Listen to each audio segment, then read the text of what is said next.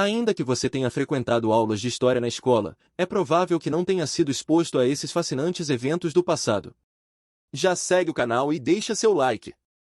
Guerras que começaram de forma surpreendente, relacionadas à escassez de alimentos, podem parecer improváveis à primeira vista. Um exemplo notável é a inusitada Guerra dos Pastéis, ocorrida entre 1838 e 1839, como resultado de um pequeno conflito entre México e França. Tudo começou quando o famoso chefe pasteleiro francês, Monsieur Remontel, abriu uma confeitaria em Veracruz, no México. O problema surgiu quando o México se recusou a indenizar Monsieur Remontel pelas perdas e danos causados por seus soldados em 1828, durante um conflito entre partidários dos candidatos presidenciais Manuel Gomes Pedraza e Vicente Guerreiro Saldanha. Diante dessa negativa do governo mexicano, a França decidiu utilizar as reivindicações de seus cidadãos como justificativa para enviar uma frota ao México no início de 1838. O objetivo era bloquear o principal porto de Veracruz. Como resposta, o México declarou guerra à França, e as tropas francesas acabaram atacando e capturando a cidade. No entanto, com a intervenção diplomática britânica, o México concordou em pagar os 600 mil pesos exigidos pela França.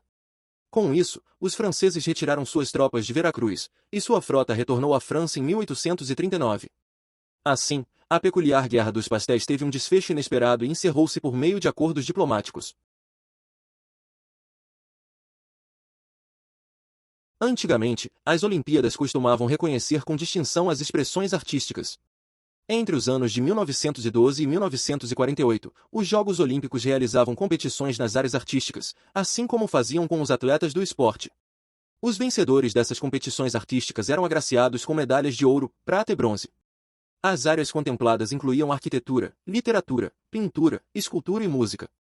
Em 1912, durante os Jogos Olímpicos de Verão em Estocolmo, o americano Walter Vinhas conquistou 2 medalhas olímpicas, uma de ouro em 1908 por uma pequena peça de bronze que ele havia esculpido no início daquele ano e outra de prata no mesmo evento em 1912. Sua obra de arte era uma representação de um cavalo de 20 polegadas de altura puxando uma pequena carruagem. No entanto, apenas no centenário da primeira competição artística, os fãs das Olimpíadas tomaram conhecimento da presença das artes nos Jogos modernos. Pierre de Coubertin, o fundador dos Jogos Olímpicos modernos, enfatizou a importância de incluir as artes, argumentando que os festivais artísticos sempre foram parte integrante dos Jogos Olímpicos da antiguidade. No entanto, com o passar do tempo, as competições artísticas foram removidas, e 151 medalhas foram concedidas antes de serem retiradas dos Jogos Olímpicos, principalmente devido à dificuldade de determinar o status de amadorismo dos artistas participantes. Napoleão foi alvo de um inusitado ataque por coelhos. É difícil de conceber como o poderoso Napoleão, que era temido por muitos, enfrentou uma investida de coelhos. Ele tinha planejado celebrar a assinatura de um tratado de paz com a Rússia em 1807 com um elegante almoço ao ar livre e uma caçada aos coelhos. Para essa caçada, aproximadamente 1000 coelhos foram reunidos, enquanto as trombetas soavam o sinal para liberá-los. No entanto, surpreendentemente, as criaturas avançaram diretamente contra Napoleão e seus poderosos homens. Os coelhinhos enxameavam em torno de Napoleão, subindo em suas pernas e roendo suas roupas. Eles mordiscaram seus botões e botas, tornando difícil para ele posicionar sua arma para atirar nos animais. Para salvar Napoleão, seus militares tentaram expulsar os coelhos com chicotes e paus, o que felizmente permitiu o retiro de Napoleão em sua carruagem, enquanto os coelhos ainda os perseguiam. Mas por que esses coelhos atacaram Napoleão?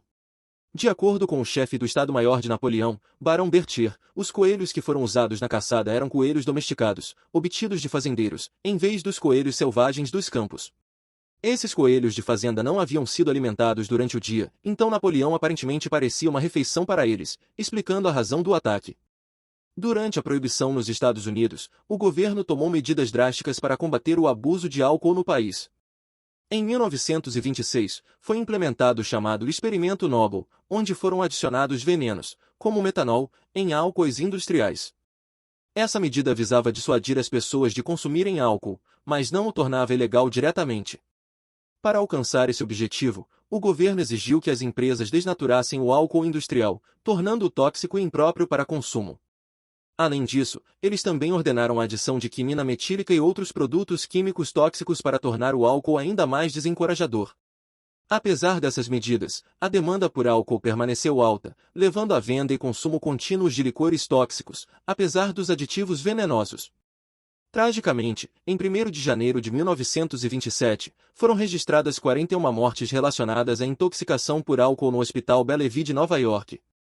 Ao longo do tempo, o Programa Federal de Envenenamento é acreditado ter causado a morte de pelo menos 10.000 pessoas antes que a lei de proibição fosse revogada em 1933. É realmente um episódio surpreendente da história. O Papa Gregório IV proclamou uma guerra contra os gatos, mesmo quando muitos os consideravam apenas como animais de estimação. O Papa Gregório IV os via como criaturas malignas, em oposição à visão deles como meros animais de estimação por outras pessoas.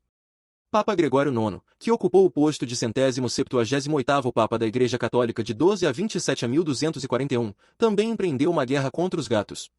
Para tal, nomeou Conrad de Marburg como inquisidor papal durante o seu papado.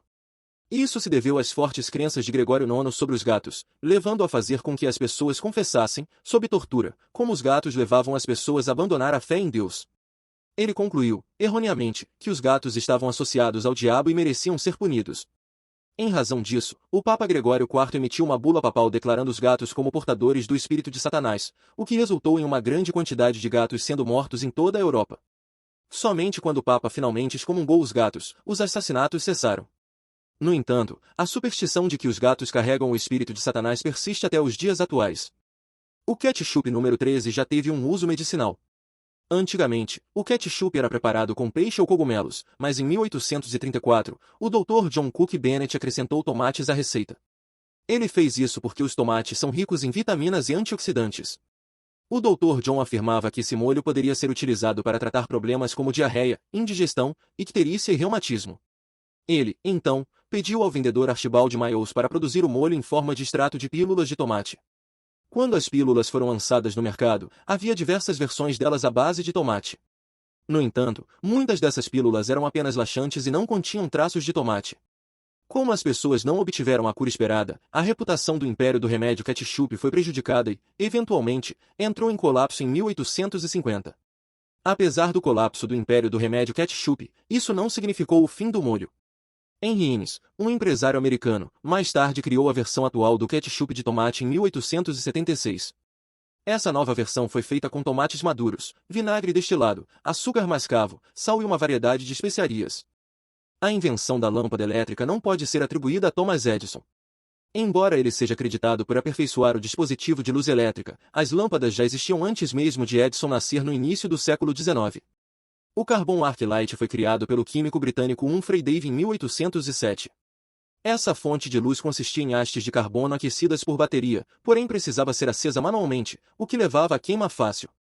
Outros designs, como o de Warren de La Rose, utilizavam filamentos de platina, tornando-os muito caros, enquanto os de William possuíam baterias dispendiosas e os de Joseph Swan eram ineficientes. Edison posteriormente adquiriu algumas das patentes de seus predecessores e inventou sua própria lâmpada em 1879. No entanto, essa lâmpada também apresentava algumas limitações e funcionava apenas por curtos períodos. Mesmo assim, Edison recebeu todo o crédito pela invenção.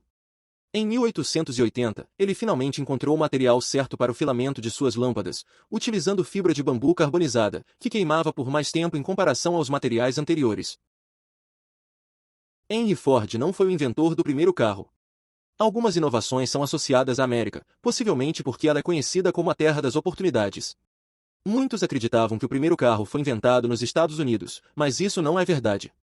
Na verdade, o automóvel tem origens alemãs, sendo construído no século XIX por engenheiros europeus, Carl Benz e Émile Lavassier.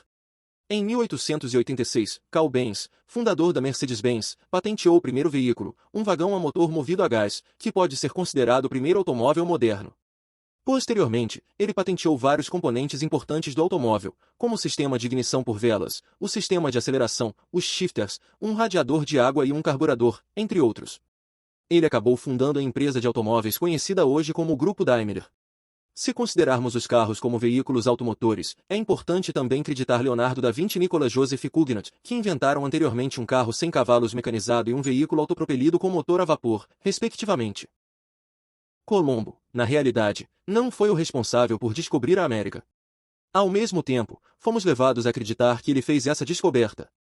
Por essa razão, a maioria dos livros didáticos americanos começam a contar a história da nação a partir de 1776, quando, na verdade, Colombo nunca descobriu a América, pois humanos já viviam nesse continente por pelo menos 15.000 anos. Colombo chegou somente após as Américas já estarem habitadas por centenas de pequenas nações e diversos impérios, incluindo o Império Inca no Peru e os Aztecas no México. O verdadeiro pioneiro a estabelecer um assentamento nas Américas foi o explorador viking Erik, o Vermelho, que viveu entre 950 e 1030 d.C. Ele estabeleceu uma colônia na Groenlândia no século X, por volta de 982 d.C. Seu filho, Leif Erikson, fundou uma colônia em Terra Nova por volta do ano 1000 d.C. O assentamento na Groenlândia durou 300 anos, enquanto o de Terra Nova fracassou após apenas uma década. Então, o que Colombo realmente fez para ganhar o título de homem que descobriu a América? Ele foi considerado o primeiro europeu a conquistar uma pequena parte das Américas com sucesso e estabelecer uma rota comercial para transportar bens e escravos. Em outras palavras, Cristóvão Colombo não descobriu a América, mas sim a monetizou. Portanto, da próxima vez que alguém lhe disser que Colombo descobriu a América, saiba que eles não têm uma compreensão adequada da história do continente. O yoga é uma prática com mais de 5.000 anos de história. Embora algumas pessoas possam pensar que é uma tendência moderna, na verdade, sua origem remonta a milênios. Alguns pesquisadores até sugerem que o yoga pode ter existido há 10.000 anos atrás. A Índia, há muito tempo, abraçou o yoga como uma parte essencial de seu estilo de vida e também como um elemento presente nos rituais diários e práticas religiosas em diversas comunidades. Na atualidade, o yoga ganhou popularidade por ser considerado uma forma de atividade física que promove a saúde tanto do corpo quanto da mente. Suas principais componentes incluem a respiração e as posturas que envolvem uma série de movimentos com o objetivo de aumentar a força e a flexibilidade. Um aspecto fascinante dessa prática é a forma como foi adotada e adaptada em diferentes países, resultando em abordagens únicas para a prática do yoga ao redor do mundo.